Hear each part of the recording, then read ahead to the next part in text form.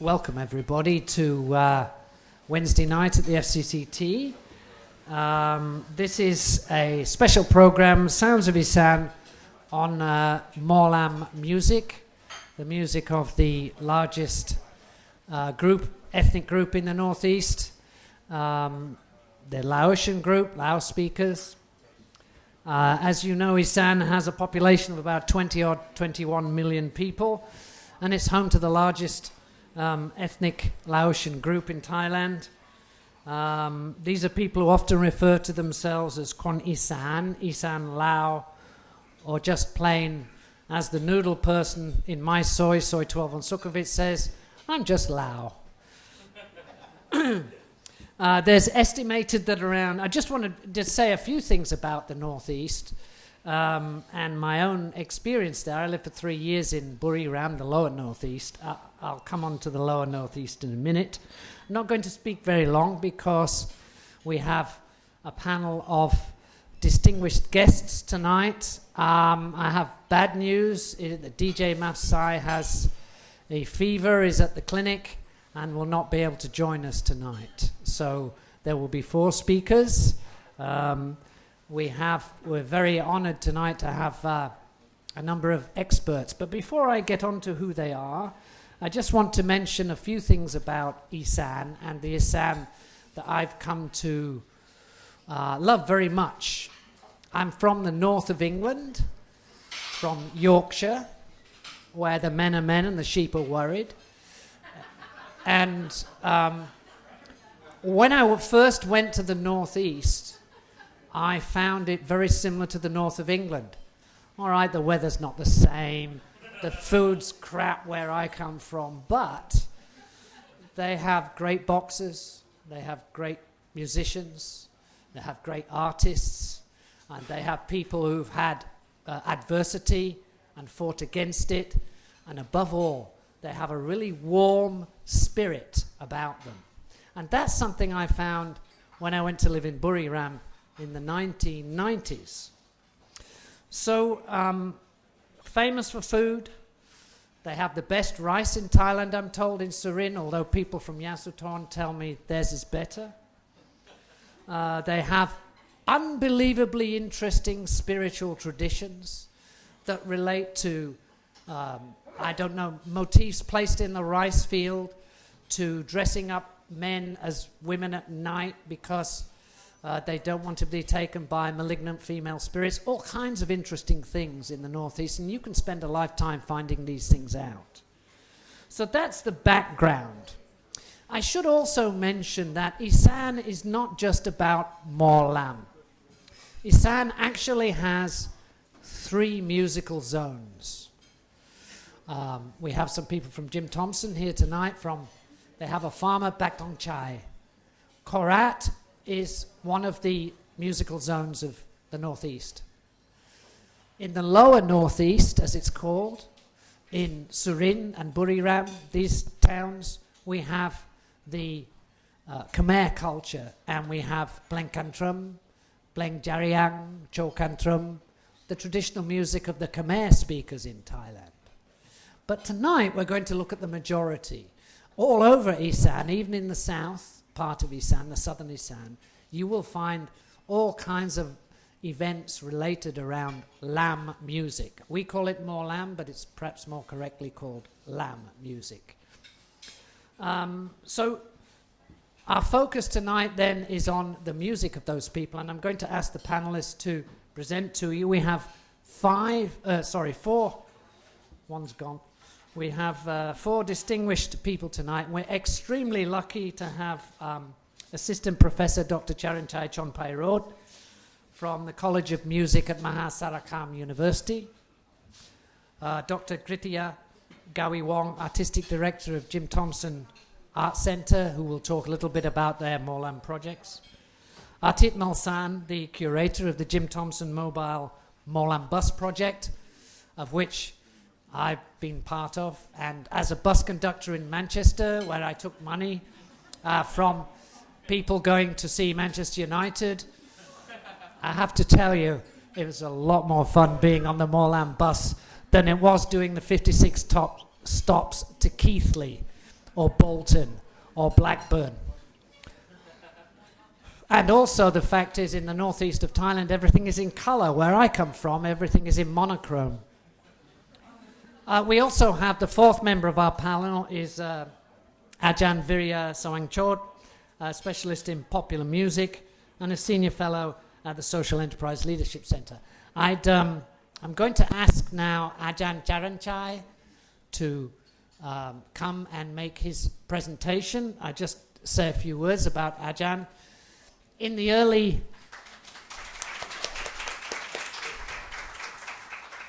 we are extremely honoured to have him here tonight. In the early 1990s, when I started to write about popular music in Thailand and Asia, Ajahn was on hand to put me right about the different kinds. He sent me a typewritten note in 1992 of the different kinds of Molam, the different styles, the different contexts it was played in, and so on. What? Sorry?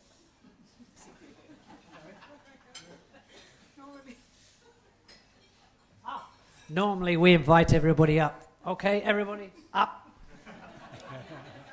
Come on, Chern Kapom. Panel. Ajahn Virya, Wi-Fi, Chern Kap.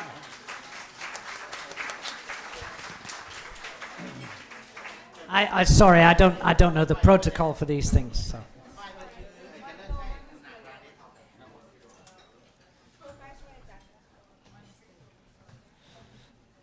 Okay, so just to mention a few words about Ajahn, Assistant Professor Dr. Charanchai Chompai wrote, I can't stress enough how important his work has been in this field. He completed his doctoral degree in ethnomusicology at Kent State University, perhaps one of the first Thais ever to get this kind of degree, and he based on field work in Laos. He's a pioneer in his field, and he's recognized for his original field research in Thailand and Laos. He has trained young ethnomusicologists since 1963, when I was just 8 years old. Not only that, he is a multi-instrumentalist, and tonight he's going to illustrate his presentation with some examples of different styles played on the khaen. And, ladies and gentlemen, we are exceptionally lucky because tonight they brought a second khaen with one of his students who will play it, which is chromatic, which can play with a Western orchestra. And this has been specifically designed and made by a khaen player and a khaen craftsman. Next week, Ajahn Charanchai will give the keynote speech at Chulalongkorn University for the 45th International Council on Traditional Music. And his speech will be Transporter Theories and Paradigms in Ethnomusicological... Whoa, that's difficult. These are not my teeth, they're the dogs. Folk music, visions for Molam in mainland Southeast Asia. So I'd like to hand over now to Ajahn Charanchai to tell us all about what Molam is really about.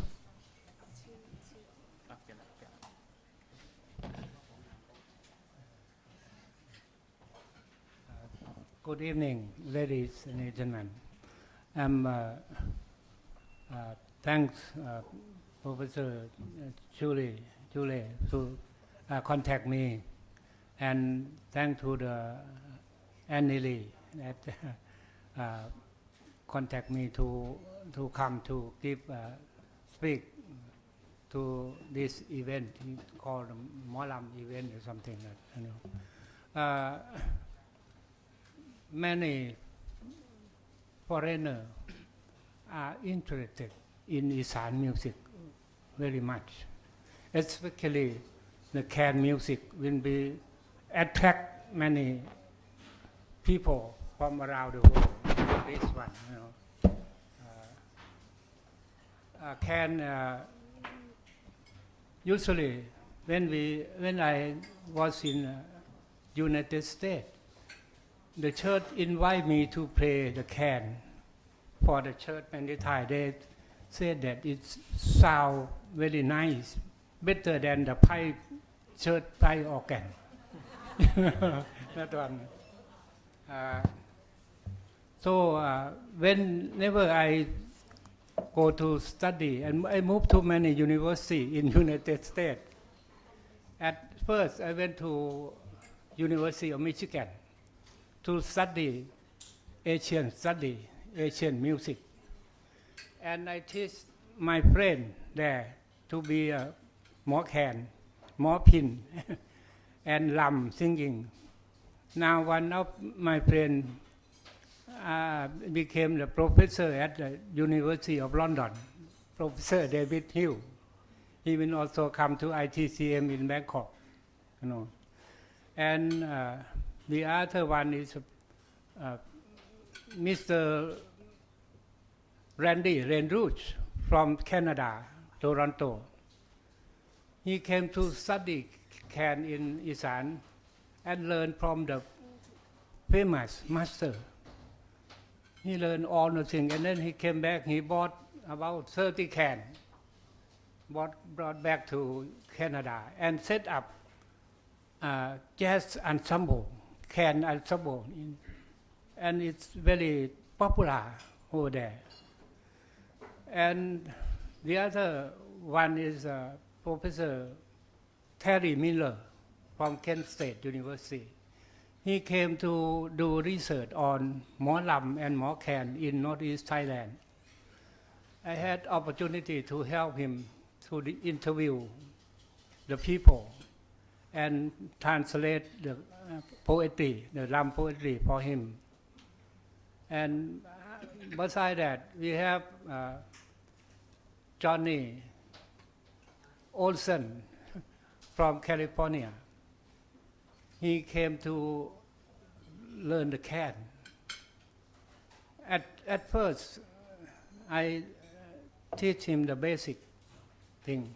After that, I sent him to the Molam troupe to learn how to accompany the lam singing. After that, he went to Laos to study all of the khaen playing style from the north to the south. He is now expert in khaen music of Laos. And the Lao government just hired him to come to teach the khaen music to the Lao now. So it's the thing, you know. So the khaen music is very wonderful music and attract and charming, attract the soul of the people. When I took the Molam, senior Molam from Thailand to Japan, long time ago, the people from Laos and from Thailand who attend that concert, most of them were crying because they miss their homeland. No, this is because of the influence or the sound of the khaen. And when I stay in United States during the Vietnamese war and the American withdrawal from that, and there was one Molam who write a poetry about his life in the camp, the war camp after the Laos and the Saigon fall, you know. That he passed the cassette tape throughout the Lao community in Canada and in Laos. All the people, they are crying because of listen to that music, you know. And so I see the power of the Molam and khaen music. So when whoever listen to that, though they compare the sound of the khaen to the bird of paradise sound. In India they call Koravik or Koravek, but in China and they call Fang Huang or something like that. They have that. So I want you to listen to this, the charm of this instrument first.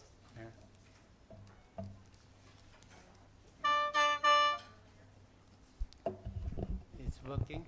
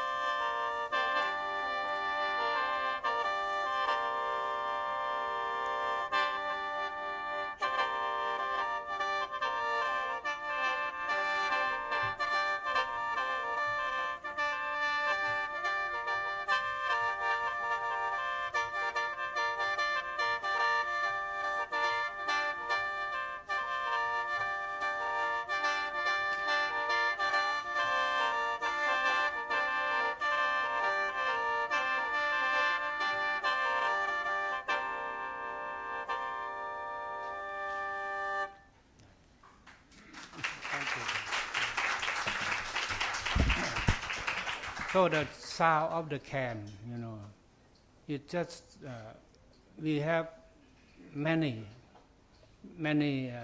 pieces of the can music, but the basic one they are five, and put into two groups: the happy style and the sad style. This one is sad.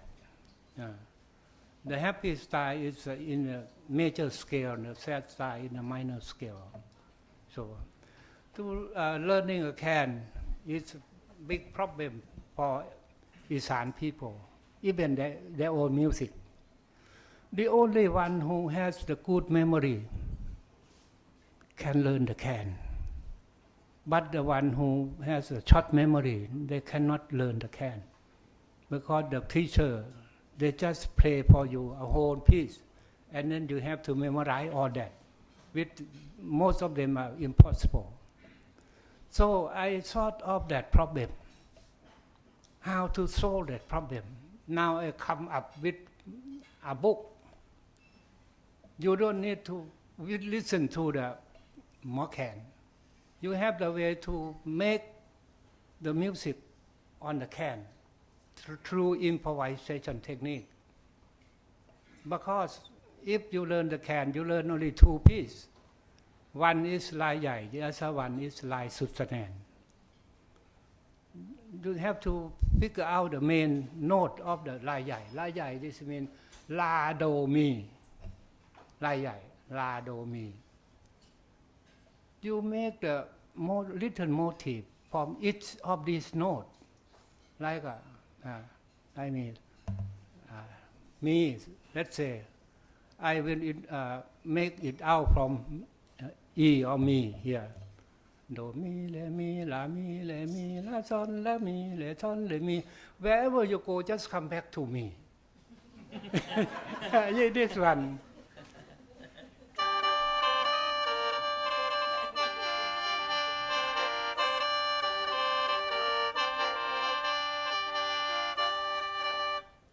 You go around here, and then after you get boring, you shift to the other note. Go to la, that is one main note.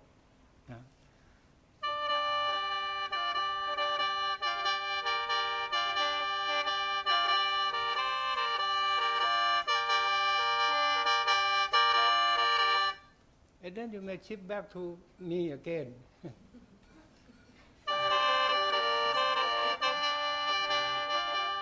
And then you may go to do.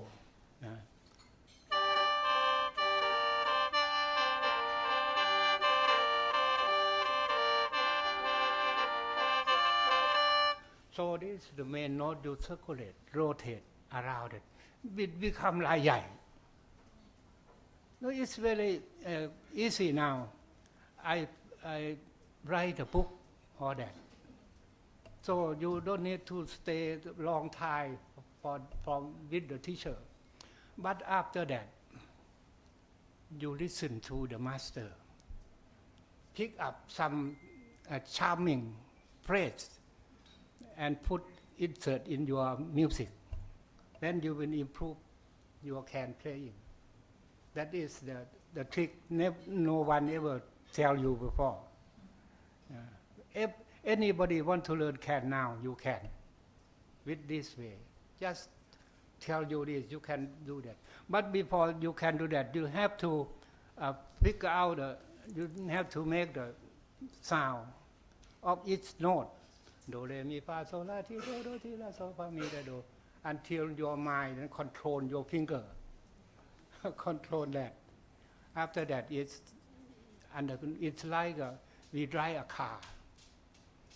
We know how to control the wheel, the steering wheel, and the other, they are similar. That is, and also I want to introduce you the new version of Khaen by my student. He wrote a thesis, dissertation on creating the new Khaen, chromatic Khaen. This one, I want him to tell you what it can do with this.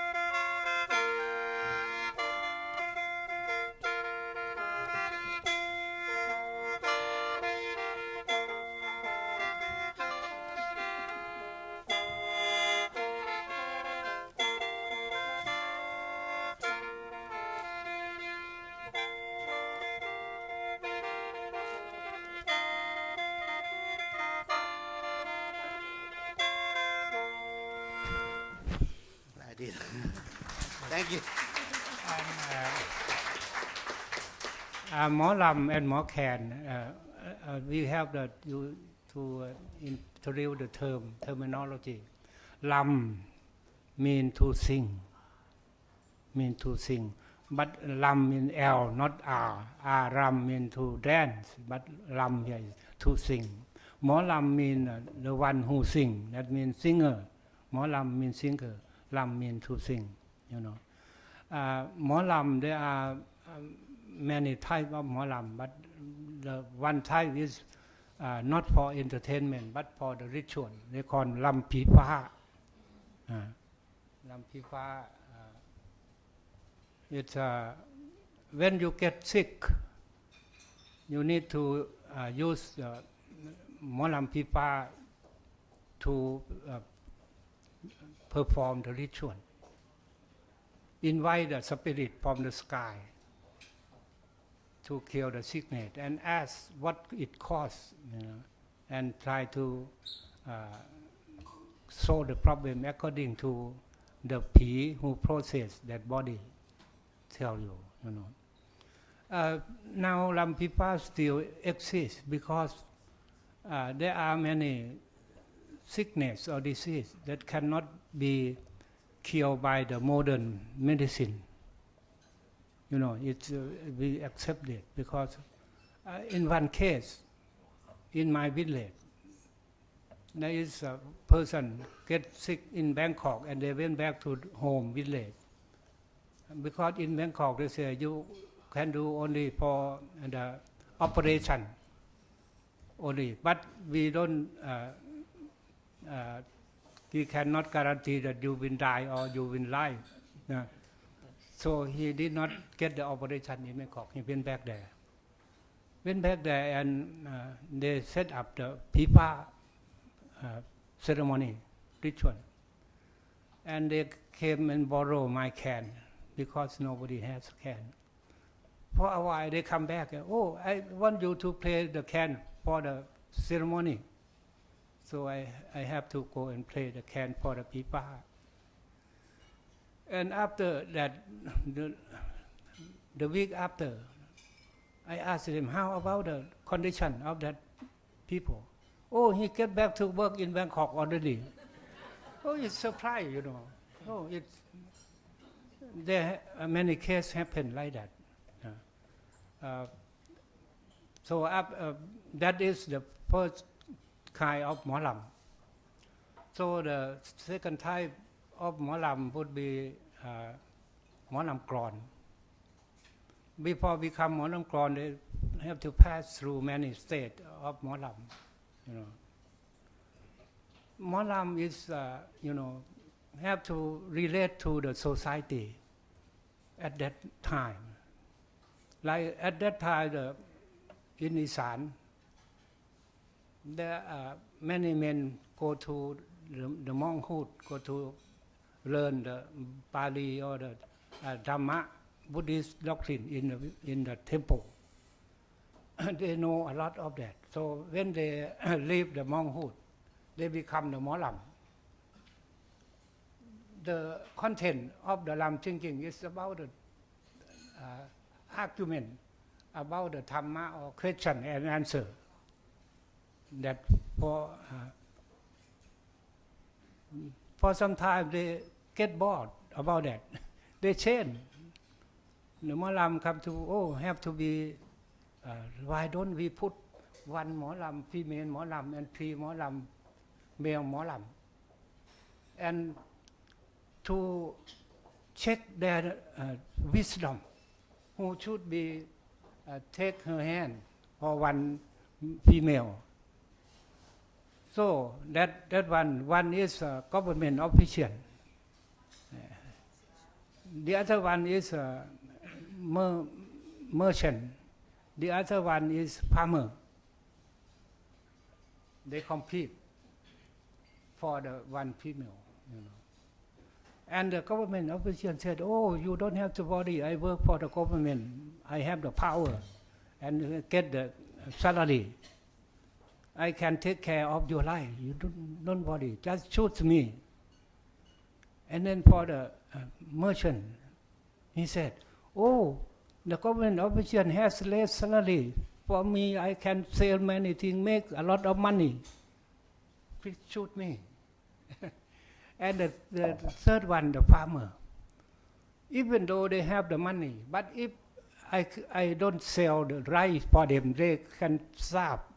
They don't have anything to eat. Choose me, something like that.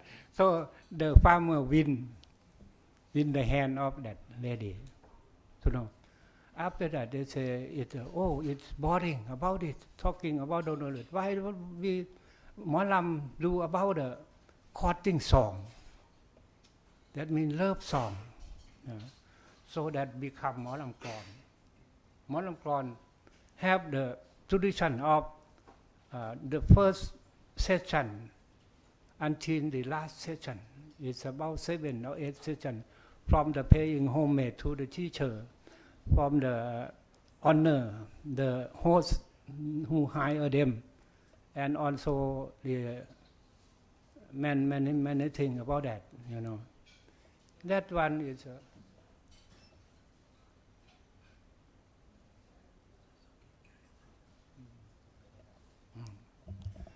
at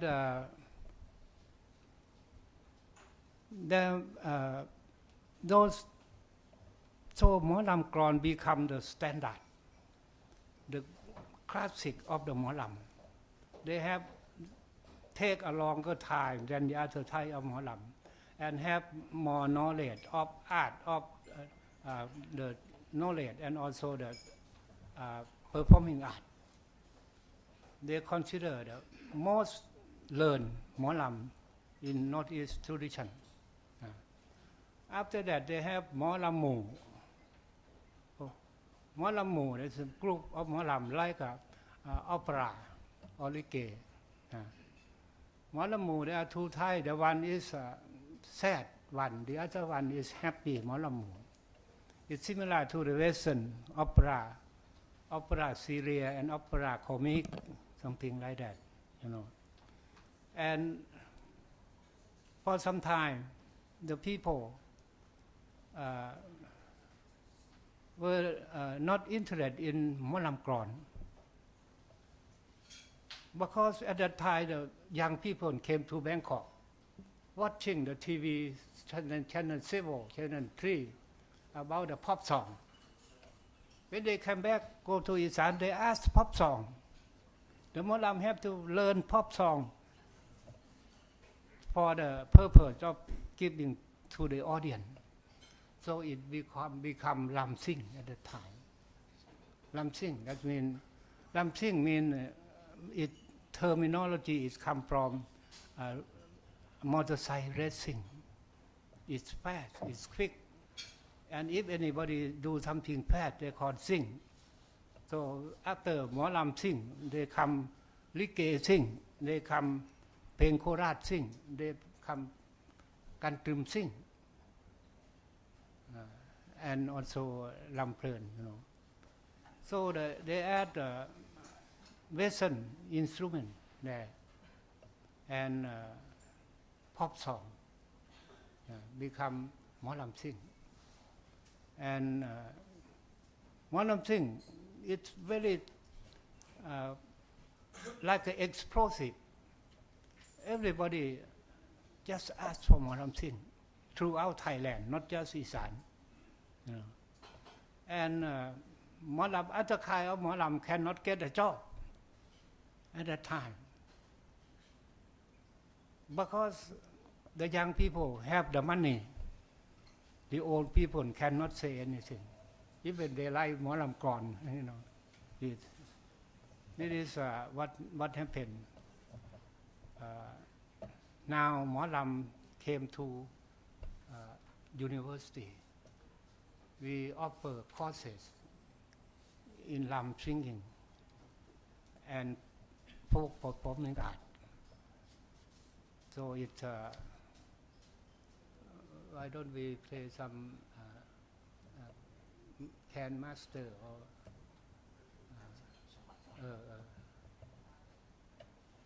and Mor Khāen, who is the most famous in Isan now, Mor Khāen Sombat Simla. He play with the orchestra. He play with he make up the story.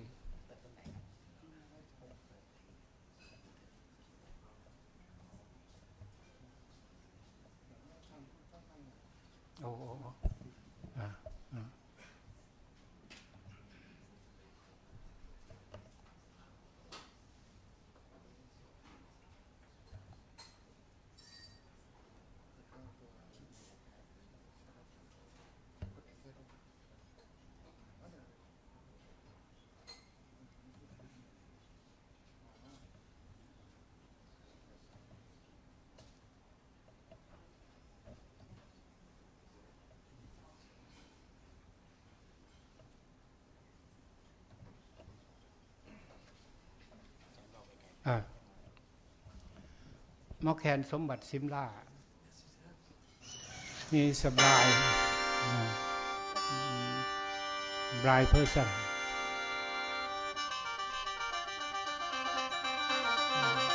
It's Lai Yai.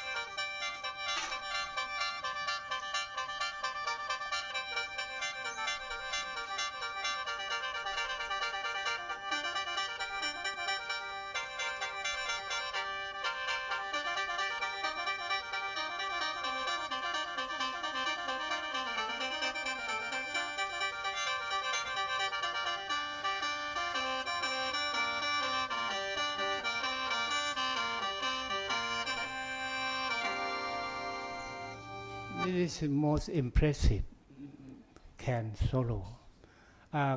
Lai Yai is used for Lam Thang Yao and Lam Tơi. And the other important piece is Lai Sutsanan. I want you to hear Sutsanan.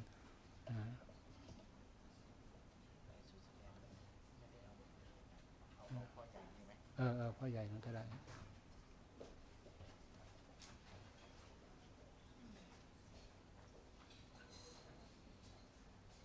มันโมแมนเท่าไหร่โมแมนนั่นมันล่ำเล่าพ่อใหญ่มันตาโอ้นี่พ่อใหญ่เข่น This senior can maker and can player 87 years I just make a recording a few days ago.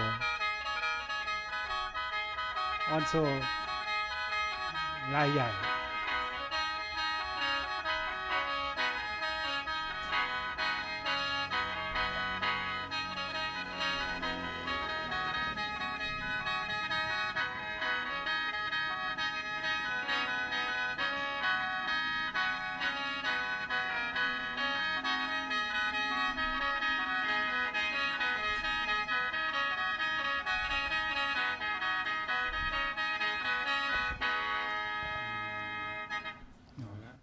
These are the most important of Khaen music, Khaen piece, Lai Yai and Lai Sutsanan. So one Sutsanan I can, you don't have in there, I can show you here.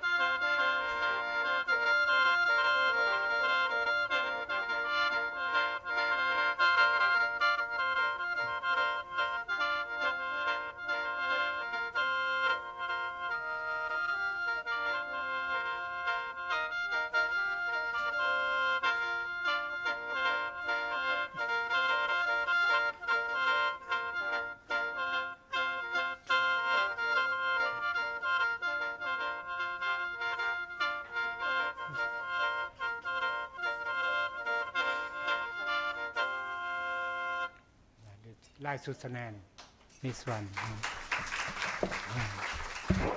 Sutsanan, many people ask, what does it mean? Sutsanan. Nan it means a couple that used to belong to husband and wife in the past life that they call Nan. Nan that means lover or couple of husband and wife, they call Nan. Sutsanan or Sutsainan would mean this music can be heard very far away as the string of the love go and reach that Sutsainan, Sutsanan. So when the most important piece for the Molam is Sutsanan and Lai Yai. Sutsanan can use for Molam in Lam Thang San style. Lam Thang San and Lam Thang Yao, there are two styles. Lam Thang San, you can notice that it starts from Olanor. Olanor. Then they start with Olanor, that means Lam Thang San. But if they start Oi, that means Lam Thang Yao. And that's the way to notice that. And Olanor is the art.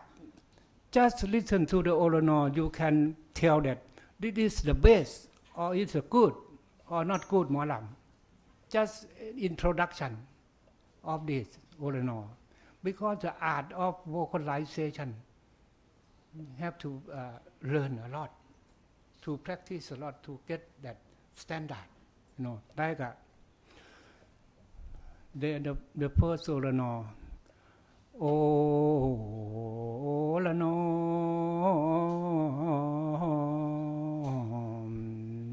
that means, oh, for myself, oh, my fortunate, oh, my life.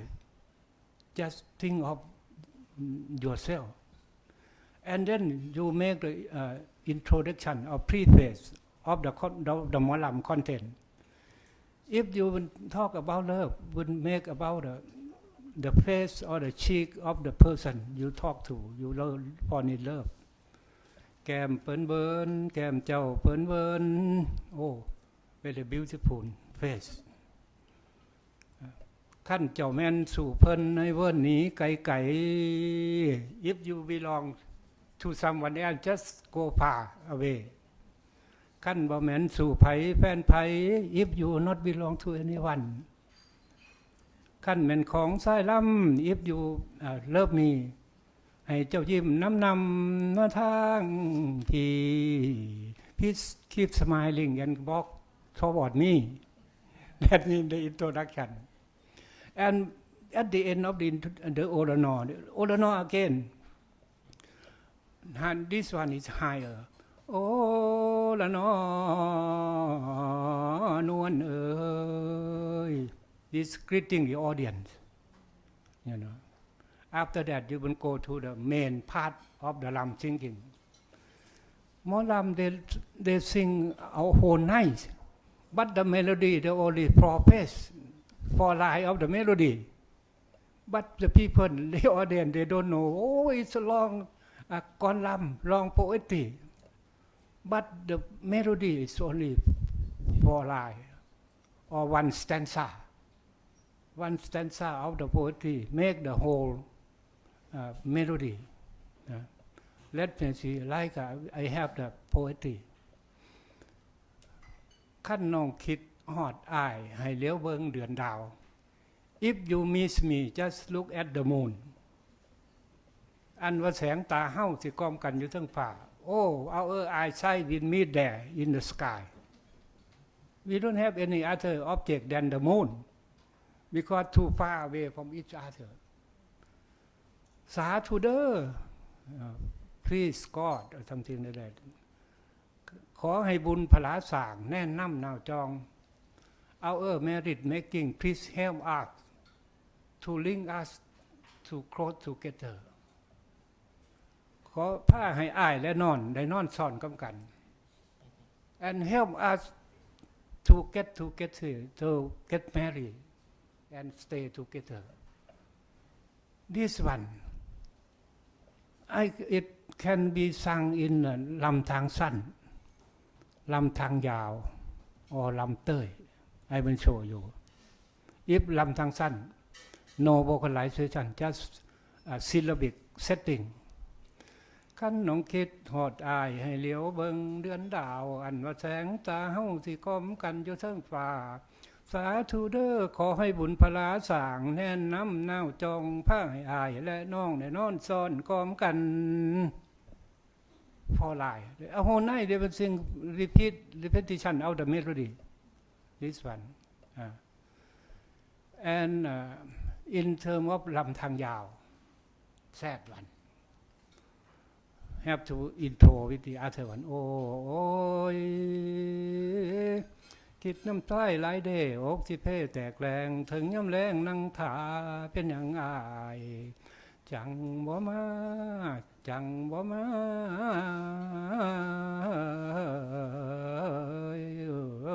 ละนา just sad to make the audience feel like that and then you can so ขั้นน้องคิดหอดอ้าย the same poetry ขั้นน้องคิดหอดอ้ายเดี๋ยวเบิ่งเดือนดาวอันว่าแสงตาเฮาสิก้อมกันอยู่เทิงฟ้าสาธุเด้อขอให้บุญพลาสร้างแน่นำนาวจองผ้าให้อ้ายและน้อง ได้นอนซ้อนเหมือนก้อมกันลำพัน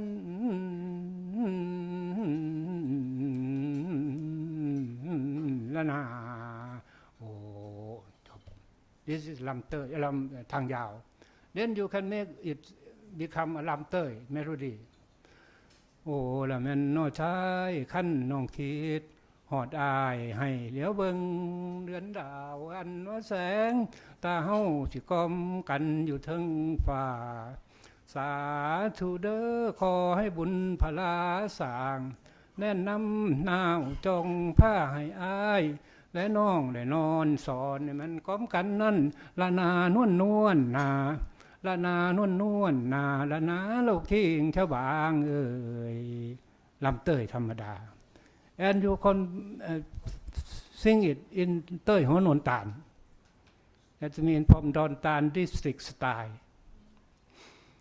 โอ้ยเดพนางเอ๋ยโอ้ยเดพนางเอ๋ยขั้นน้องคิดหอดอายให้เหลียวเบิ่งเดือนดาวอันว่าแสงตาเฮาสิกลมกันอยู่ทั้งป่าสาธุเด้อขอให้บุญพลาสร้างแนะนำเจ้าจองผ้าให้อายและน้องได้นอนซ่อนในกลมกันจังว่าแก้มปันวันปันน้ำคนผู้ดีเอ้ย It make it any style of singing can use only one text one poetry this is the benefit of the column you know and also the lam singing the khaen accompaniment there are two ways of making the accompaniment for the lam singing you know like ลำทางสั้น if you ลำขั้นน้องคิดหอดอายให้เหลียวเบิ่งเดือนดาว they just play something maybe follow that หมอลำ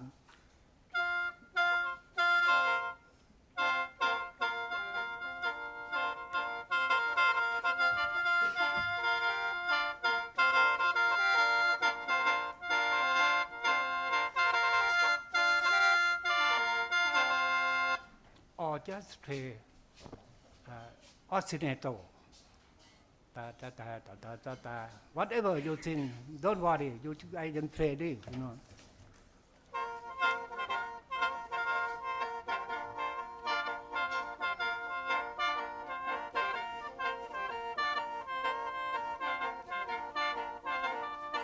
it's floating above that lam singing so there are two ways of accompaniment also this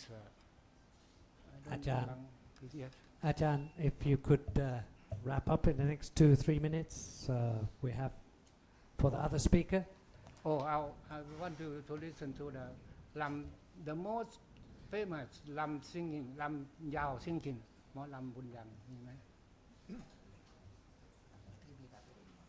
ที่นี่หัวกล้วยนี่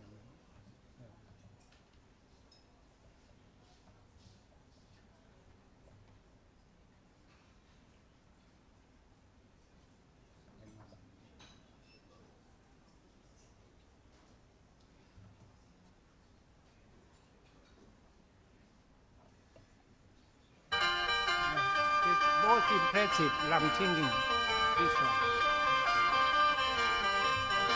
หมอลำบุญยังสุภาพ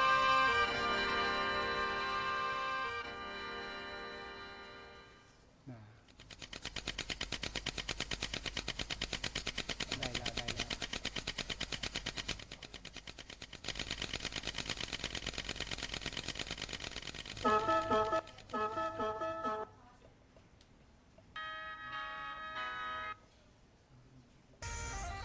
ตั้งให้มันถือว่ามันไปแล้ว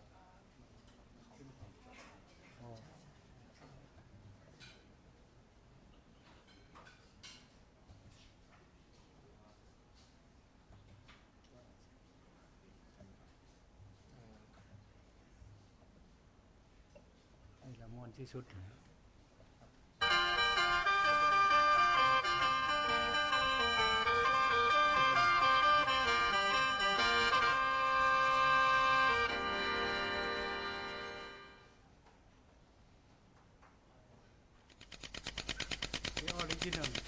record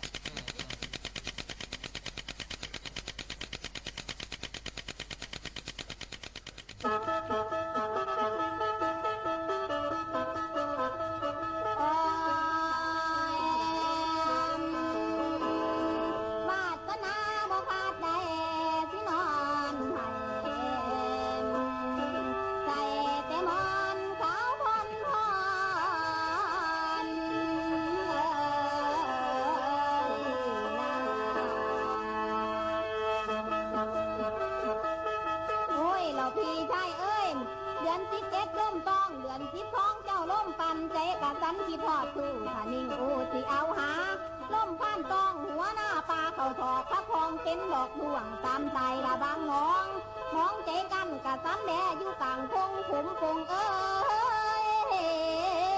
ดัดปูดผู้ดอกเป็นคืนจังทะเลหัวใจแพ้ดิววามลมตีดังดีนี่แต่หนาวจอยนั้นคอยจ้อง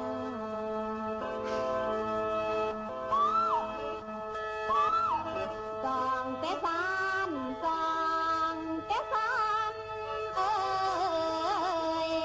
นะ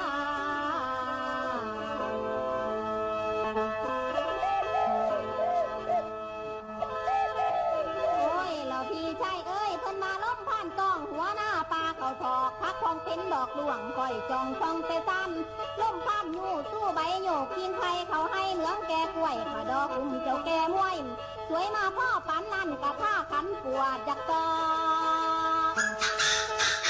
โอ้ยนอ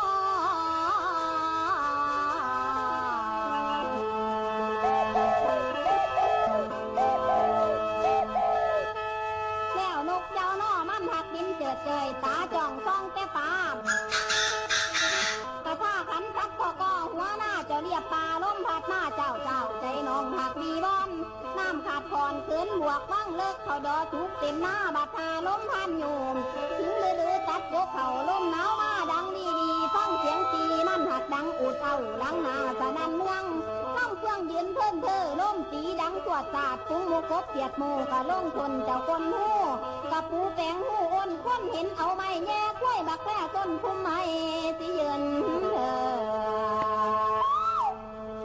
อยู่ห่มคอมอยู่ห่มคอม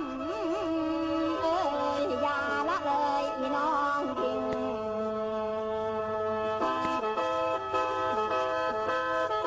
โอ้ยเจ้าพี่ชายเอ้ยจังมาการล่ำเตยสิล่ำเลยเจ้าเน้นเตยลองล่ำร้องคองพอแล้วการเตยผัดจนมาเบิดทั้งยาดอกเป็นทั้งลานจากเมจัน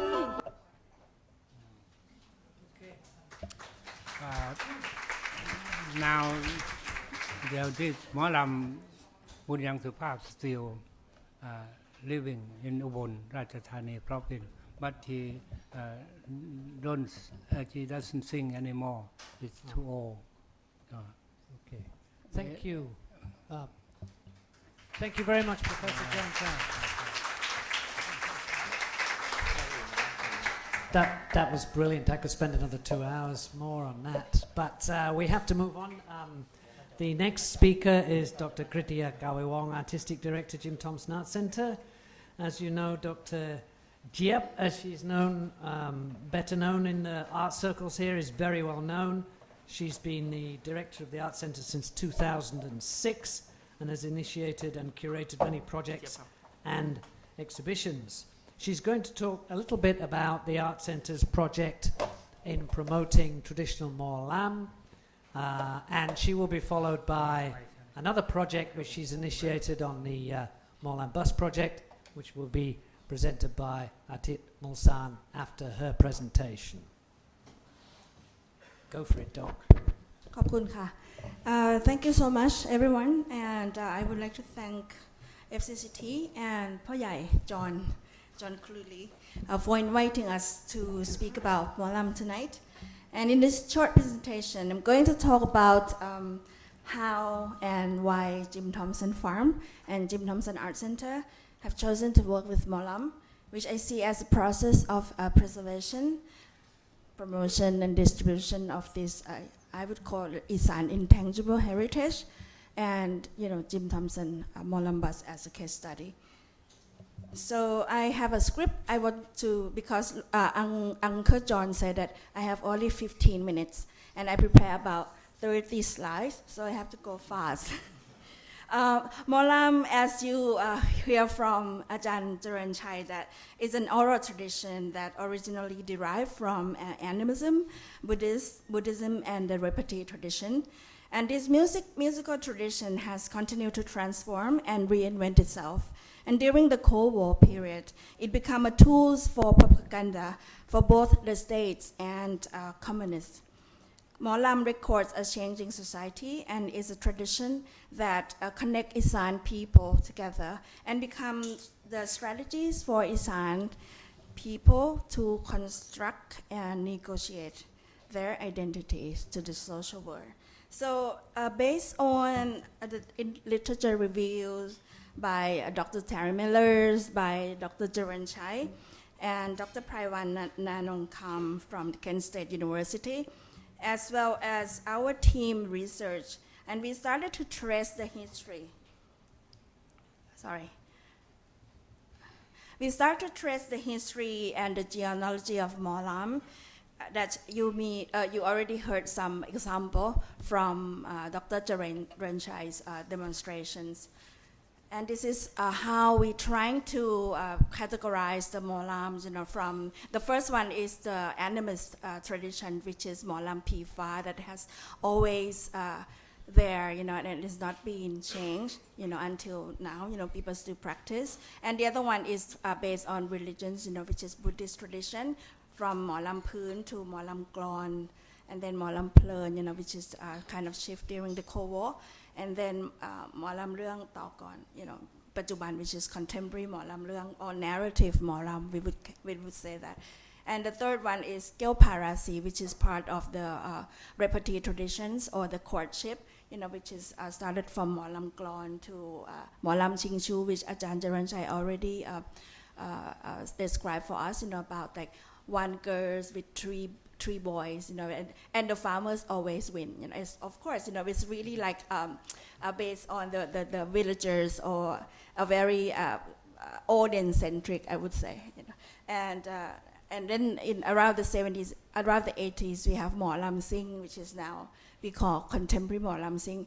So this is how we started to work and do a research about the Molam genealogy, since about 5 years ago. Why Jim Thompson Farm, have to work with Molam? Actually, we've been very famous on silk, and so at Jim Thompson, we acknowledge the significance of Molam as a living, intangible heritage, and we would like to preserve and promote it along with Isan architectures and other forms of Isan traditions. Ajahn Charles F. Kais point out that in the 80s, when Isan laborers worked in the Middle East in the oil fields, Isan people became more prosperous and wanted to live in the modern houses. So they dismantled the traditional houses, and some abandoned them, with the aim of preserving the tangible heritage at Isan. In Jim Thompson Farm, we started to collect the traditional houses 10 years ago. And to date, we have about more than 20 houses and rebuilt them in the farms, in a project that we call Isan Village. The Jim Thompson Farm actually, it's situated in Tamon Takop in Pak Thong Chai area in Korat on the Khon Ratchasima. So the preservation project at the farm was inspired by, of course, Jim Thompson House Museum in Bangkok. Jim Thompson was, if you don't know him, I just want to recap a little bit of who Jim Thompson was. An American architect and entrepreneur who worked in the U.S. Army during the World War II, in the OSS, and was stationed in Thailand during the, since the 40s. And his legacy was the Jim Thompson Thai Silk Company, which he found in the 50s. And Thompson mysteriously disappeared in 1967 in Malaysia, and please don't ask me what happened to him, which I still don't know, and it's been mysterious. His art collection and his houses become the Jim Thompson House Museum, and it's been operated under the J.H.W. Thompson Foundation. So I work in these clusters of the Jim Thompson Museum, and it is operated as a non-profit organization. So when the company started to follow the legacy to preserve and collect Thai art and cultures, the Jim Thompson Farm in Korat, as it is sometimes known, as Nakhon Ratchasima, created a project to promote and preserve this Isan house, and also the sericultures and agricultures. In 2012, the preservation shift from tangible to living intangible cultural heritage, Molam. And prior to our mission, many universities in Isan, especially in Khon and Mahasarakham, started to collect and plan to build Molam Museum in Isan. However, none of them succeeded, whether due to the budgetary constraints or the inconsistency of their policies. So when the Jim Thompson Farm was recognized by Khon University's award for Isan Heritage Preservation, the board met with the Khon University team who wished to initiate Molam Museum. They did not have the budget, so we asked if we could follow up this important project. So the farm organized Molam competition. After that, among the high school and university students, a move that proved popular and drew many troops of Isan-based students, both from the high school and the university level. And later on, the board of the farm decided to build its own Molam Museum. So for us, it was really interesting to be approached by the Jim Thompson Farm. So this museum, which will serve as a learning center and a hub for collecting, researching, presenting, and educating about the Molam cultures. So as Dr. Terry Miller closed his essays on traditional Molam, especially in the Molam phin and Molam mu genres by writing, quote, much field work remains to be done before the old styles become extinct, end quote. So we thought that it's very important for us, younger generation, and especially the scholars from Isan or the scholars of Molam in Thailand and beyond, and taking this account as a strong sense of urgency. We are determined to continue his research and raise awareness of Molam as an important cultural heritage, and one of these which is adaptable, flexible, and contemporary. And it's a crucial part of the Isan identity, a local music that we can share with other regions around the world. We are based, the farm based in Korat, the gateway to Isan and the rest of Thailand. And the farm will be a symbolic site for the museum, and bearing in mind that Korat was once in the intersection between Thai and Laos culture, and between the local and global during the Cold War era.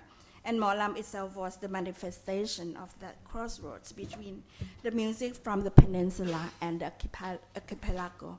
So we kind of started to justify not only we wanted to build the museum in Korat area, and because of the music that the Korat were very proud of, like we are Korat, we're not either Laos or Thai, and they have their own Korat songs. So people ask, like, do Korat people listen to Molam, and then we found one of the interesting, very interesting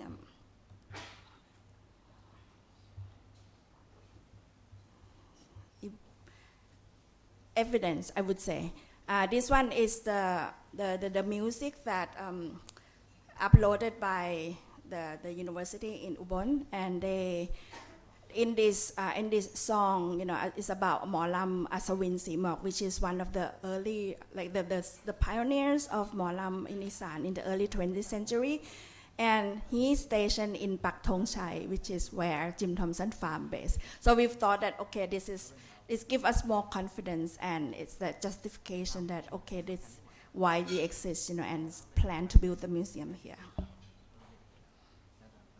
So what we're trying to do is we continue to do, for me, I'm from the north, and I know nothing about Molam before I start this project, and I don't even understand fully Isan language. So I told my board that I have to form the team, so that's why in the last 5 or 6 years we invite scholars, and by 5, Kun Atit is one of them, because he's from Yasothon, and his family also used to run Molam troupe, in around the mid 20th century. And I thought it's quite interesting to have both musicians as well as the scholars, culture studies, especially on Molam, and a lot of museums study students, to spend at least 1 year, going around Isan area and interview these scholars, as well as the professional Molam, khon, and etc. And we also collect some materials which is I'm really happy to inform you that we got about 2,000 or 3,000 records, vinyls, and it's already inventories, and also we already cleaned it. But we still looking, waiting for the house, which is the temple of the Molams, which is a museum. And so I think it's quite interesting to kind of rethink about this, and I got a lot of people who's in the musicologists ask, like, how can you make a museum of the living traditions, especially in Molam, which is like very fluid and it's always changed, according to time. So what we are trying to do is we propose to the board that why don't we do this before we make a Molam museum? Let's do exhibition first, and then we try how can we formulate the narrative, of the Molam. So what we did was we did an exhibition, at the art center. It's called Khaen Long Khanong Lam. In English, it's been translated by Lung John, called Joyful Khaen, Joyful Dance. So what we want to do was we create this exhibition, which is consists of everything that we found on the road, but not only music, but costumes and all these music instruments, as well as the artist, who's working with this kind of music. So this is an installation shot at Jim Thompson Art Center.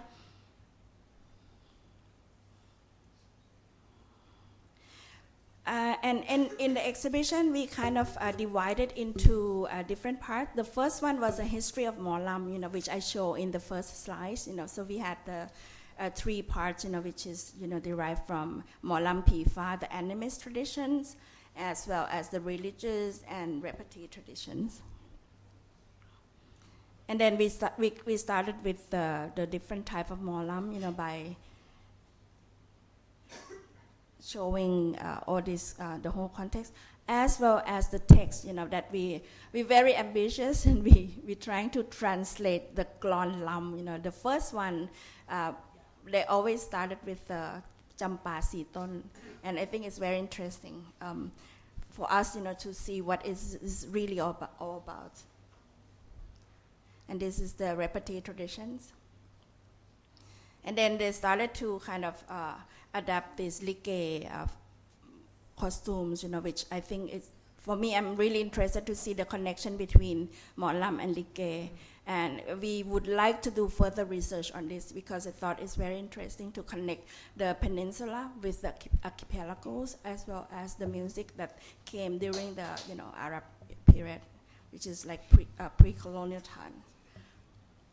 And then this is the part that we really very much interested in is how Molam has been used, during the Cold War.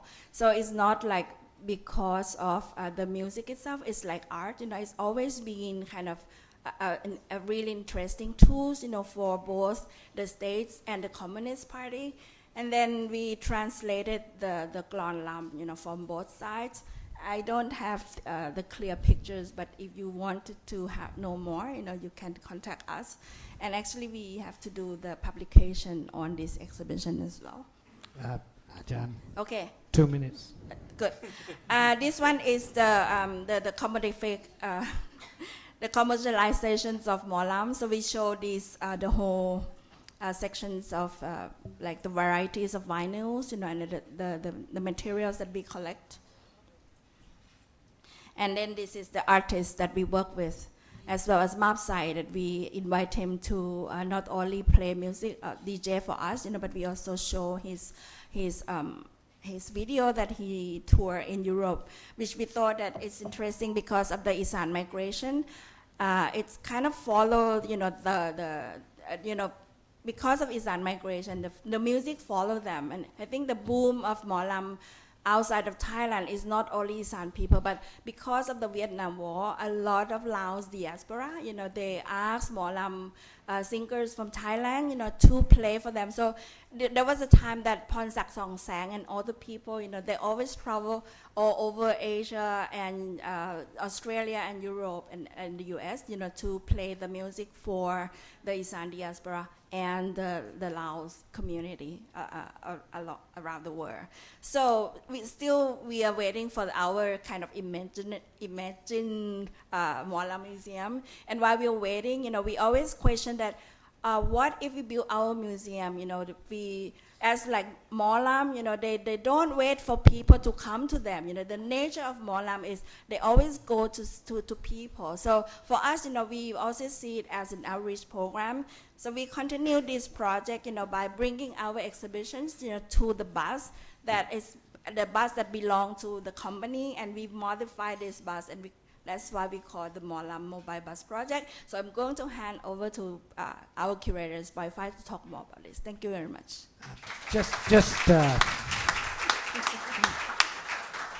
Thank you very much, Ajahn Jiep. I just mention a little bit about Atit Mulsan. He always prefers to be called Boy Phi. That's his nickname.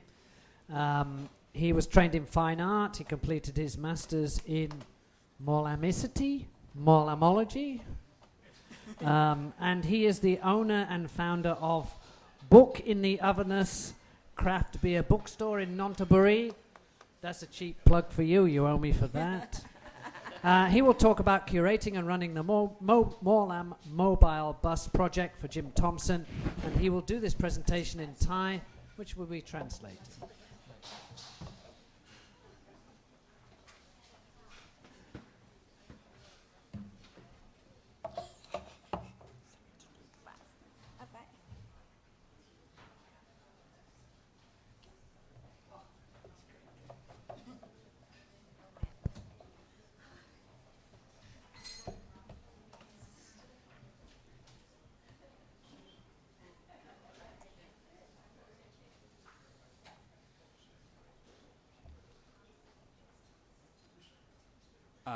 Good evening, everyone. I'm Atit Mulsan. Is nickname Boy Phi. Internet.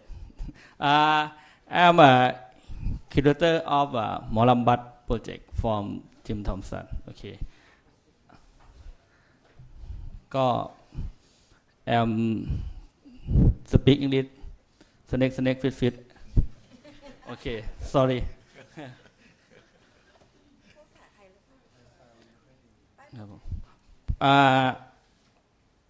เดี๋ยวจะขอโชว์คลิปสัก3 นาทีเกี่ยวกับการทำงานของหมอลำบัสนะครับเป็นคลิปที่ทำขึ้นตอนทำหมอลำบัสได้1 ปีภาพและเสียงเราเอามาจากพื้นที่จริงๆครับ So he'll show us the 3-minute clips of the Mahlum bus exhibition that he have done. The music and the pictures are from the tour of the bus.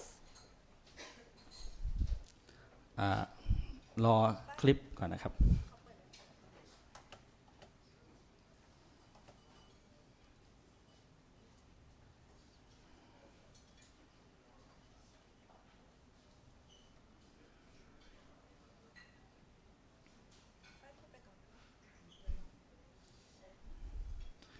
ครับผมก็หมอลำบัสโปรเจกต์นะครับเป็นโครงการที่ต่อเนื่องจากนิทรรศการที่หอศิลป์บ้านจิมทอมสันนะครับที่ชื่อว่าแคนล่องขนองลำนะครับ So this bus Mahlum bus project is the continuation from the project that started at Jim Thompson Farm, the Joyful Khaen Joyful Dance exhibition. โอเคคลิปแรกครับ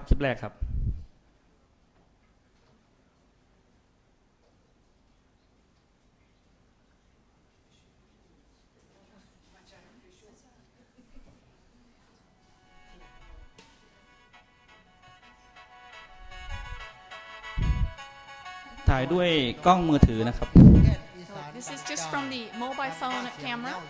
อ่อนซ่อนดีน้องพีเป่ามาหลายร้อยปีแต่พ่อโสใดยังบ่ฮู้ผู้ใดเริ่มเป่าแคนเพิ่นว่าแต่ก่อนกี่เมียเท่ากำกาดำไปเล่นเสานั่งลุ้นเป่าไปแค่น้อยกาดำเป่าไล่ซอยสุดสะแน่นเล่นแต่ก่อนหรือหลังพุทธกาลแล้วอีแม่ตอนนี้ยังบ่ฮู้คนใดแท้แน่นอนฟังเสียงแค้นแล้วอย่าก่อนอ่อนซ่อนมวนล้วนหูได้เนาะ หลายสมัยหลายคู่ดอกมูหมอแค้นเอ่ยเป่าทั้งเย้าทั้งเตยสีทันดอนจอนเข่าใสเป็นจังไดแล้วพ่อใหญ่แม่ใหญ่คิดเห็นเข้าตั้งแต่น้อยได้ลงเล่นควงขี้เดี๋ยวนี้ตีเฮ้าเท่าหูตาบ่เห็นหุงลูกหลานจูงไปเหี่ยวขี่เต็มที่แล้วแก่ชรามาฟังเสียงแค้นหมอแค้นเปลี่ยนพี่น้องคนซามื่อนี่หมอแค้นเปลี่ยนกันได้มา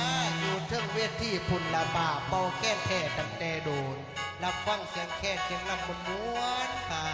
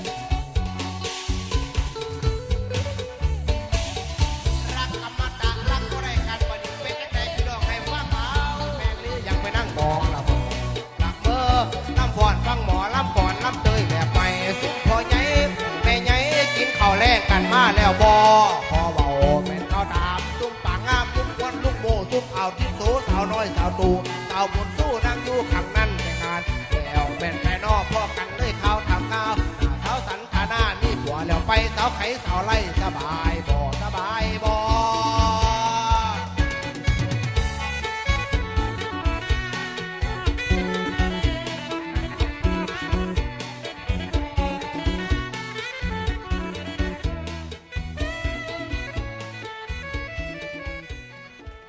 โอเคครับ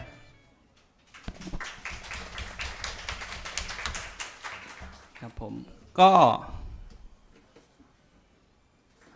หลังจากที่เราทำนิทรรศการแคนล่องขนองลำจอยฟูแคนจอยฟูแดนที่จิมสันอาร์ตเซ็นเตอร์แล้วเนาะด้วยความมุ่งหมายว่าเราจะทำมิวเซียมหมอลำในอนาคตแต่องค์ความรู้เกี่ยวกับหมอลำเรายังมีไม่ครบรู้สึกว่ามีไม่ครบเพราะว่าองค์ความรู้แบบหมอลำมันกว้างมากฉะนั้นเราต้องหาเพิ่มSo after the exhibition at the Jim Thompson Art Center, we want to continue and find a way to have the museum, but we realize that our knowledge on Mahlum is not extensive enough. So we must find a way to gather those knowledge. ครับผมหลังจากนั้นเราก็คิดกันว่าจะเอา exhibition เนี่ย Joyful Can Joyful Dance เนี่ยไปให้ชาวอีสานดูโดยเอาไปติดตั้งที่มหาวิทยาลัยขอนแก่นและก็มหาวิทยาลัยอุบลแต่ก็ยังรู้สึกว่ามันยังไม่เข้าถึงชาวบ้านโจทย์ของเราคือทำงานให้เข้าถึงชาวบ้านในหมู่บ้านอีสานให้มากที่สุดเพื่อไปเจอหมอลำชาวบ้านที่แท้จริงให้มากที่สุด So we first brought our exhibition to the Isan region. We first show our exhibition in Khon Kaen University and also at Ubon Ratchathani University. But we realized that doing exhibition in university, we cannot reach the real Mahlum artists in the villages. ฉะนั้นเราก็จึงทำหมอลำบัสหรือว่าหมอลำโมบายบัสขึ้นมานะครับจัสมิน So we thought of Mahlum bus. เพื่อให้เข้าถึงชาวบ้านในอีสานมากที่สุดนะครับโดยประกอบหลักๆด้วยรถ2คันนะครับ this bus isเป็นรถ exhibition นะครับแล้วก็ the truck เนี่ยเป็นสเตจนะครับเป็นเวทีหมอลำครับแล้วก็มี office bus นะครับซึ่งบางงานก็ไม่เอาลงไปนะครับแต่หลักๆก็มี exhibition bus แล้วก็เป็นทรัคเป็นสเตจหมอลำนะครับ So for our method to be able to reach rural villagers, we have the bus in the middle, that's the exhibition bus. The truck on the right-hand side, that's sort of like serving as a traveling stage, as a performance stage. And the bus on the left-hand side, sometimes we brought them along with us, sometimes we don't. It's basically our office. ครับก็ในบัสก็จะเป็น exhibition นี้นะครับผมจะมีแสงสีเสียงนะครับส่วนทรัครถ6ล้อจะเป็นเวทีที่เราตั้งขึ้นมานะครับผม So inside the bus on the right-hand side is very colorful exhibition that people can come and see, and on the left-hand side is our moving traveling stage on the 6-wheel truck that we can set it up and have it as a stage. ครับผมก็วัตถุประสงค์เป้าหมายของเราที่เราทำหมอลำบัสเพื่อลงไปสู่ชุมชนชาวบ้านอีสานเนี่ยเพื่อเราจะสร้างเครือข่ายองค์ความรู้เกี่ยวกับหมอลำนะครับเพราะว่าหมอลำแต่ละจังหวัดแต่ละที่ในอีสานเนี่ยเช่นหมอลำอุบลหมอลำขอนแก่นสารคามกาฬสินธุ์หรือจังหวัดอื่นเนี่ยก็จะมีคาแรคเตอร์ที่ไม่เหมือนกันมีทำนองไม่เหมือนกันฉะนั้นการที่เราลงไปสู่หมู่บ้านเนี่ยมันทำให้เรามีคอนเนคชั่นแล้วก็สร้างเครือข่ายองค์ความรู้เกี่ยวกับหมอลำเพิ่มมากขึ้นเพื่อมาปรับปรุงเอ็กซิบิชันเรามากขึ้นครับ So the purpose of having Molam bus is to be able to travel to the villages and to build the network that we can give us the knowledge of Molam history, because in each village, in each provinces, they have different style, different background of Molam that we have to learn. So to be able to go into those villages, we can connect to those artists in the local area. ครับสำหรับการทำงานของหมอลำบัสนะครับเราก็จะมีหมู่บ้านเป้าหมายที่ไม่เคยซ้ำกันนะครับแต่ละหมู่บ้านในจังหวัดต่างๆและเราก็จะไปร่วมเป็นส่วนหนึ่งของประเพณีต่างๆในของคนอีสานแต่ละหมู่บ้านนะครับผมโดยเราจะไปร่วมนะครับคือเราจะไปเป็นส่วนหนึ่งแล้วก็แนบเนียนเข้ากับประเพณีของชาวอีสานนะครับผม So how does it work? The bus will travel to villages and participate in local events and participate in local events together with the local villagers. โดยก่อนที่รถหมอลำจะลงไปจัดแสดงเนี่ยผมเนี่ยจะลงไปพื้นที่ก่อนไปคุยกับผู้นำหมู่บ้านคุยกับชุมชนว่าต้องการหมอลำแบบไหนบุญประเพณีประเภทนี้ต้องเฉลิมฉลองอย่างไรประมาณนี้นะครับ So before the bus would go, he would travel to the village and ask the village leader on what kind of Molam show they want, what kind of event they are having to pre-plan the event. ซึ่งเราจะมีคือชาวบ้านไม่ต้องออกค่าใช้จ่ายนะครับส่วนเราจะเป็นคนออกค่าใช้จ่ายให้แต่ถ้าชาวบ้านอยากจะได้หมอลำที่ชื่อเสียงมีบิ๊กเนมมากกว่านั้นแล้วก็มาคุยเรื่องค่าใช้จ่ายอีกทีนึงกับชาวบ้านครับ And this event will be free of charge for the villagers. In some event, they request very famous Molam artists, so we can talk to them about sharing some costs to invite famous artists to come along to our event. สำหรับบางครั้งเราก็ไปมหาวิทยาลัยหรือไปโรงเรียนนะครับผมก็สำหรับมหาวิทยาลัยเราจะไม่มีการแสดงการเป็นเลคเชอร์พูดถึงประวัติศาสตร์หมอลำแล้วก็หมอลำในบริบททางสังคมการเมืองนะครับผม Sometimes the Molam bus will also visit schools or universities.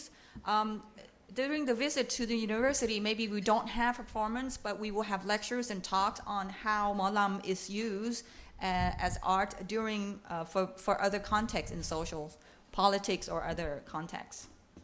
ครับก็บางครั้งเราก็ไปร่วมกับค่ายหมอลำนะครับซึ่งเอานักเรียนชั้นประถมเนี่ยมาฝึกหมอลำฝึกดนตรีอีสานนะครับเพื่อผลิตนักดนตรีรุ่นใหม่ๆขึ้นมาครับ And sometimes we hold like camp or workshops for younger kids to train younger generation on how to do Molam. ก็ตั้งแต่ 2515 เป็นต้นตั้งแต่ปีคศ 2015 นะครับผมเราก็มี2 exhibition นะครับผม exhibition ก็คือแคนล่องขนองลำนะครับที่เคยแสดงที่จิมทอมสันอาร์ตเซ็นเตอร์ครับ So since 2015 now we have 2 exhibitions. One is the one that was held at Jim Thompson Art Center. ครับสำหรับนิทรรศการที่2ก็คือม้าโป่งเขาเสาออกดอกนะครับหรือว่าหมอลำอินเนอร์โควอลนะครับเริ่มต้นปี 2017 นะครับผมพูดถึงหมอลำในช่วงสงครามเย็นนะครับว่าทั้งหมอลำและอีสานเปลี่ยนแปลงไปยังไงบ้างในช่วงสงครามเย็น And the second exhibition is in 2017 and it's about Molam during the Cold War and the change that happened in Isan region during that time ครับผมแล้วก็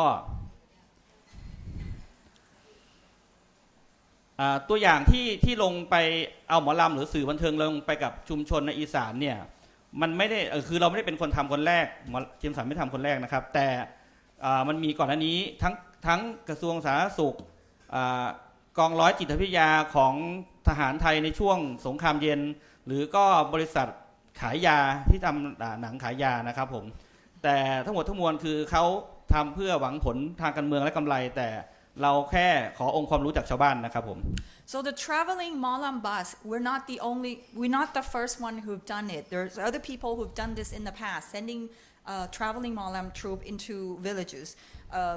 Public health officials have done it. Company that sell medicines, sell drugs have done it. And even the military during the Cold War have done it. They bring in artists, troops into the village to spread the message.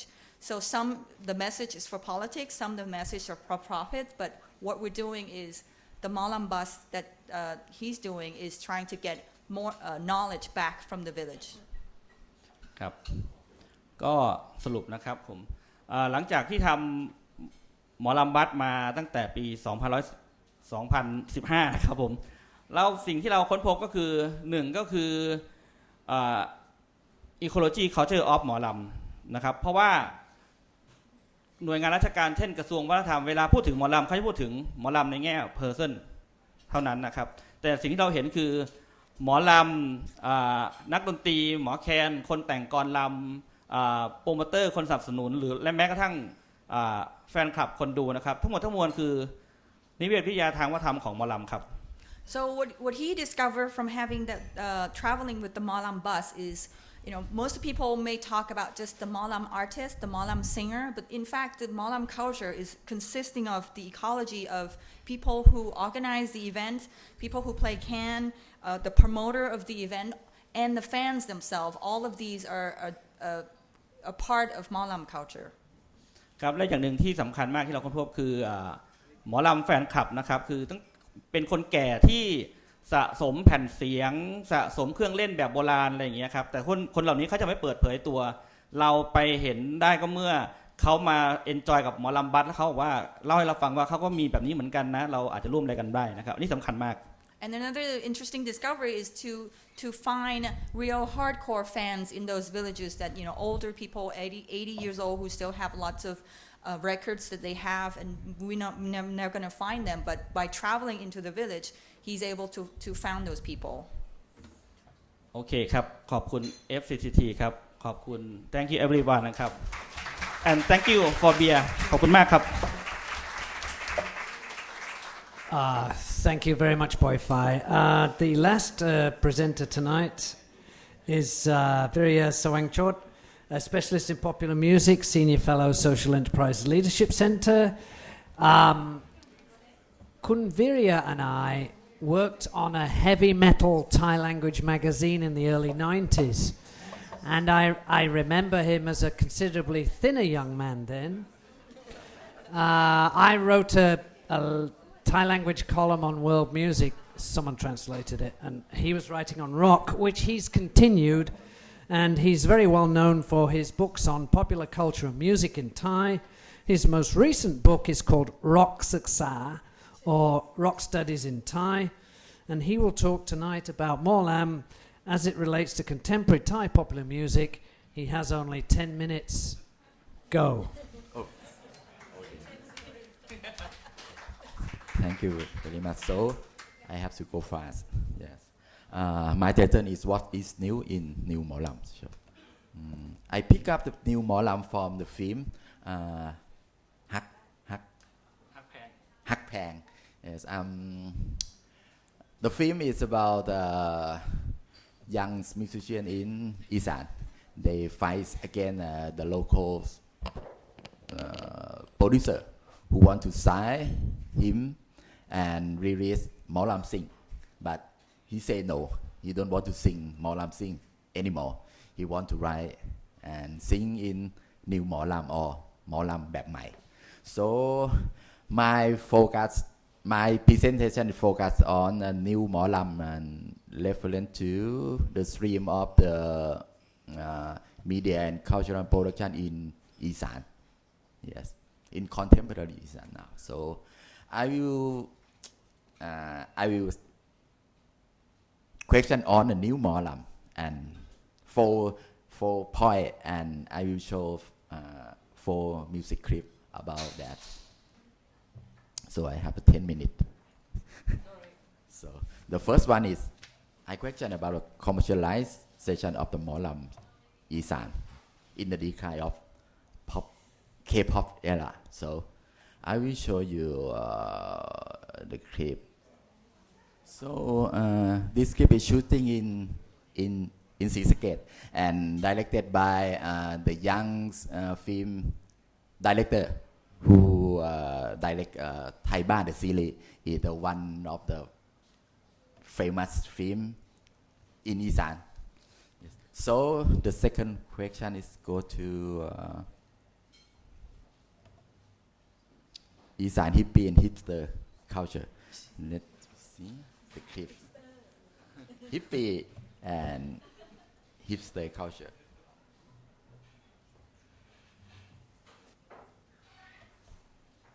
Yes, third question is the new musicking of the Molam. Musicking is mean the relationship between music and performance, and also the interaction between the audience and the singer. So let I show the true clip. For one more is about รถแห่ yes, รถแห่ dance in front of the he is not a famous I guess yes he is not a famous it's like a the video is it's like a slow budget video yes so the last one yes very short is Isanization of Thai popular music. The last clip is produced by Jimmie is the major label in Thailand. This song released I think last week. Yeah, yes. Yes, yes. The rock singer with the Molam singer is so I want to show only picture about the new. You have very little time. Yes. Okay, this one is Jack Pichit. It's a famous one. ยอดห้วยไร่ยอดห้วยไร่ยอดกล้องห้วยไร่กล้องห้วยไร่โอเคคนแรกอ่ะไม่ใช่คนแรกไอ้แซคชุมแพจำจังหวัดผิดโอเคกล้องห้วยไร่เต๋าภูสิน and the last one boy is the new face of the new Molam in Isan. So I don't have any conclusion. It's just a question about the new wave of Molam in Isan. No, I really appreciate you playing those because there could be an idea that there is only traditional Molam, and one of the attractions of this genre of music is that unusually the traditional forms still coexist with whatever modern forms. Quite often what you find is the traditional forms have withered and there are only the popular forms now being played because the masters have all gone. And this is not the case in Isan.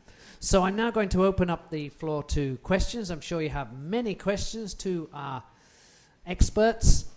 Please fire ahead. Yes, Philip. Do identify yourself, young man. Is this on? Yeah. Yes, I believe so. I'm Philip Cornwall Smith. I write about Thai popular culture. I'm interested in the effect of Molam in Bangkok, whether Molam changed within Bangkok, whether practitioners of Molam, and also the accessibility of it here. A lot of the venues seem to have disappeared in recent years, at least from the center and inner center of the city. And I wonder how people see Molam being performed live in Bangkok with so many venues disappearing. There's fewer temple fairs too, it seems. Who would like to answer that? Anybody?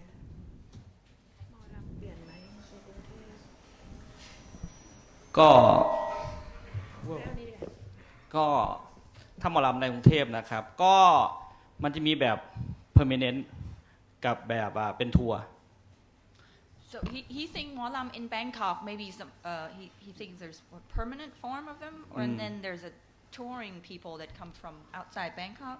ถ้าเป็น permanent ก็คือผับหมอลำเช่นอีสานตะวันแดงอีสานลำซิ่งโรงนาอีสานเถิดเทิงอันนี้คือผับหมอลำก็ผับหมอลำเหล่านี้จะคึกคักหลังเที่ยงคืนเพราะว่าคนงานอีสานจะเลิกจากห้างจากตึกแถวเนี้ยไปเที่ยว So he mentioned a few names of pubs in Bangkok that popular among Isan workers after midnight, so they get off work and they go to those places and enjoy Molam music. Is that what you?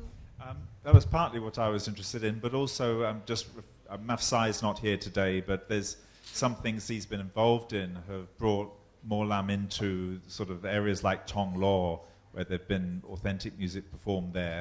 And I'm wondering what the pickup of Molam is by people who are upper middle class maybe and got a lot of money, don't necessarily come from Isan, and how Molam might be changing as it becomes more successful in that context.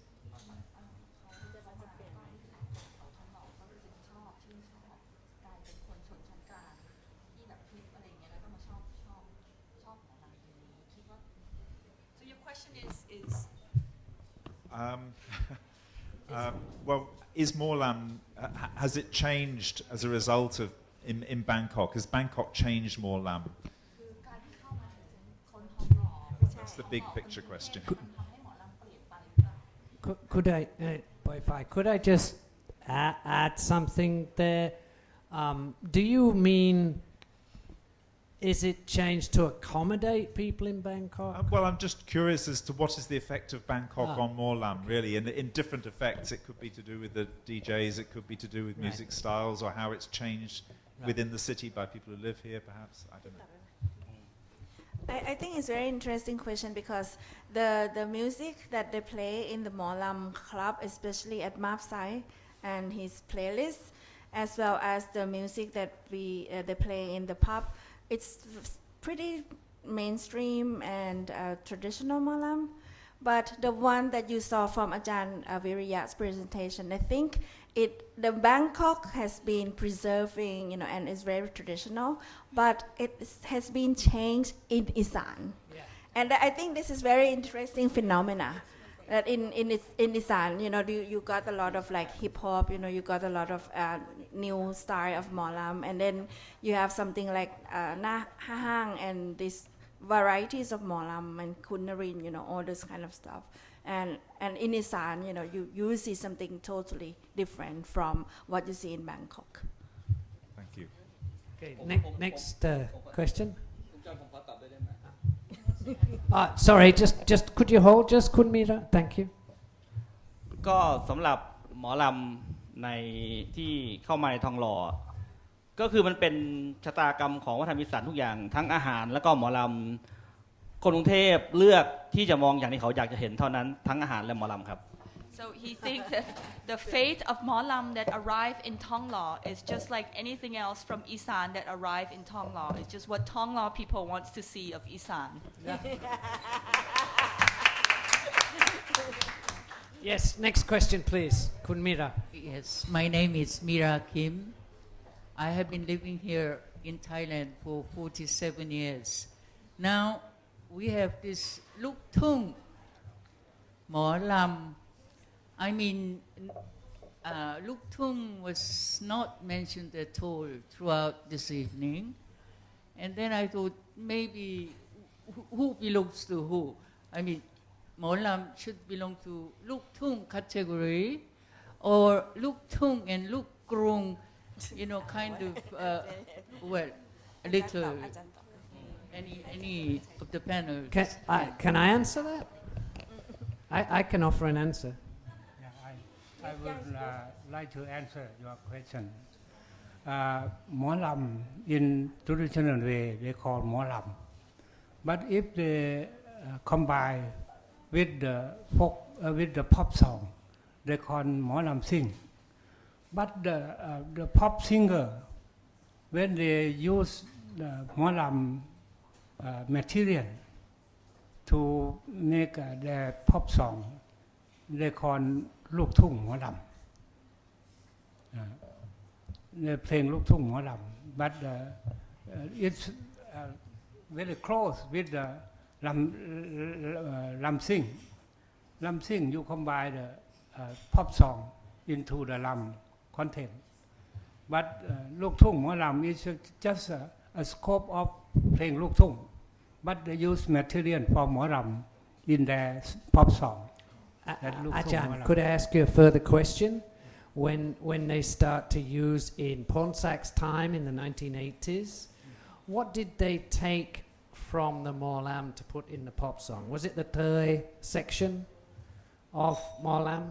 What did they take to put in? Oh, you mean take the Molam material into the... Yes, what exactly did they take?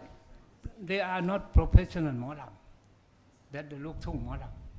They are pop singer, but they use some material from Lam singing into their pop song.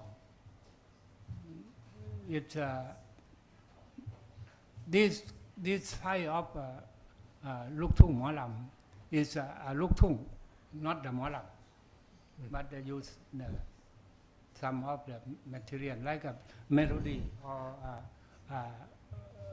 Thank you very much. Something like that. Could I also just add there, Kun Mira, that if you talk with the industry for music, then if they talk, you know, the producers or the people at Grammy, they tend to think of Molam as part of the Luk Thung category for selling music. But I don't think that's the case that people think in terms of pure culture. But in terms of commercial selling of music, it is part of Luk Thung. And my understanding is that there are two big early innovations. The first was Luk Thung Isan, with Isan Lam Plern by Surin Paksiri, people like that. They added not really that much from Molam. They added some Isan language. They added some rhythm. But it wasn't until the mid-80s when Ponsak comes along that they took the Thai section out of Molam and put that into what became known as Luk Thung Molam. That's my basic understanding. So Luk Thung Molam is not a professional Molam, but it's a pop singer. Yeah. That is the divided, the borderline of that Luk Thung Molam and playing Molam sing. You know that one. So next question. Hello, Robert from Council English. How do you see the role of class and ethnicity plays in the acceptance of Molam, be it in its traditional form or the modern, evolved and fusion form that we have seen?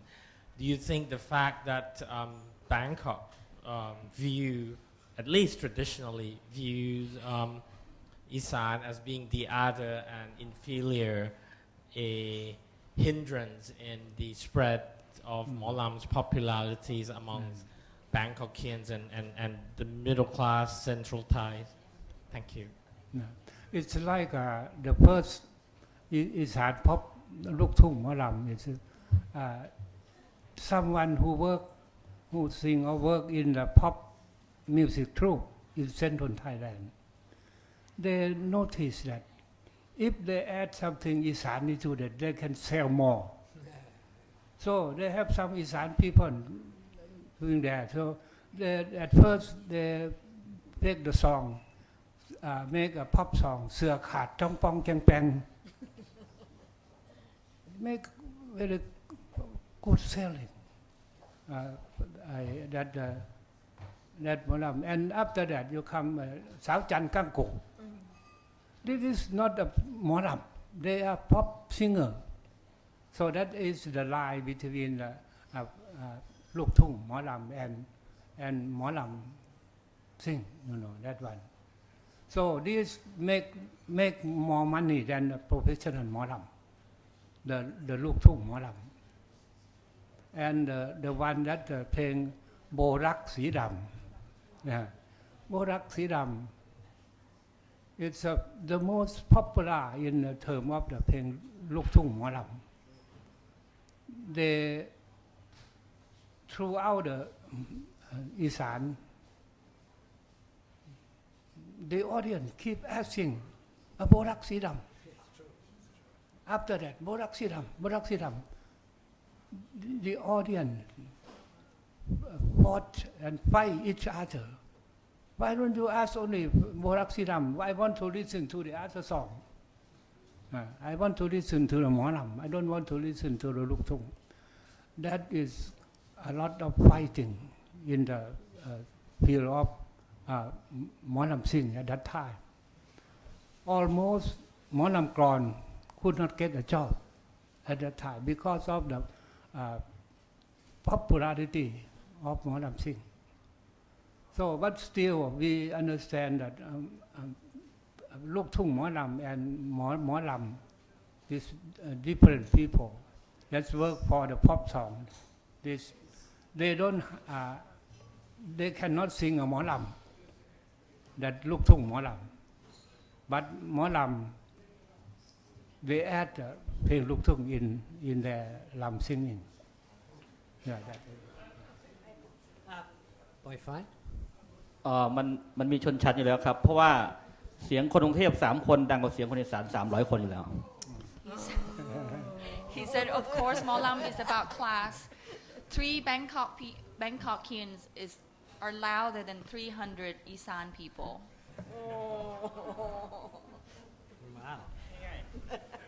Wow.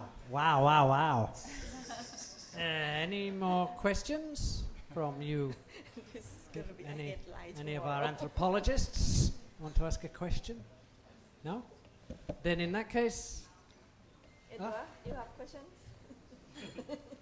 In that case, I'd like to thank our distinguished panel for presenting to us tonight. A very interesting night indeed, and I'm sure there's lots of questions you'll go home with. Thank you very much, Krop Jai Leida.